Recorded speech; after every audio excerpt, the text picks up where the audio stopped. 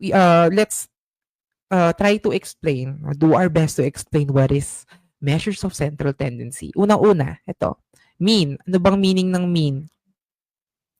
Mean is summing up all the values in the data set and dividing by the total number of values. Paano ba natin kunin yung mean, no? Halimbawa, ito yung values natin. We have 7, we have 3, we have 4, we have 1, we have 7, and 6. No? Ang gawin natin, if you want to get the mean, is to sum all this data. No? That's 7 plus 3 plus 4 plus 1 plus 7 plus 6 divided by 6 kasi 6 sila. These are the total number of values. Kung ganun yung gawin natin, that is 28 divided by 6. No? That is the mean, no? Ito. Just, okay. That is 28 divided by 6. That's how we get the mean, no? You sum up all the values and then you divide the total number of values.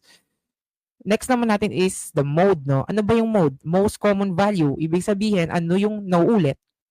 Ano yung nauulit dyan? 7, 3, 4, 1, 7, 6.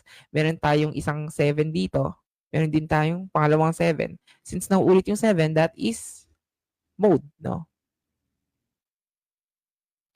Alright. Next naman is median. Ano ba yung median?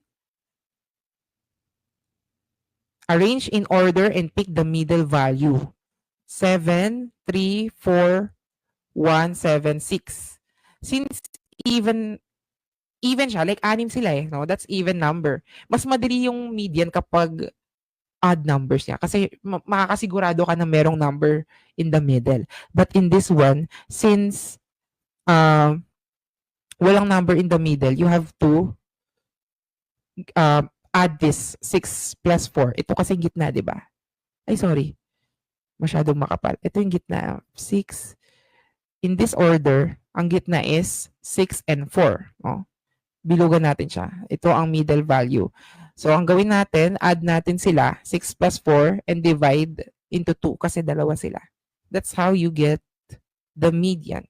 You have to first arrange them in order and then pick the middle value. Mas madali ito, again, if odd number sila kasi sigurado na may gitna. Pero if hindi, you have to add the two values in the middle and then divide them by 2 since dalawa yung values na kinukuha natin. That is mean, mode, and median.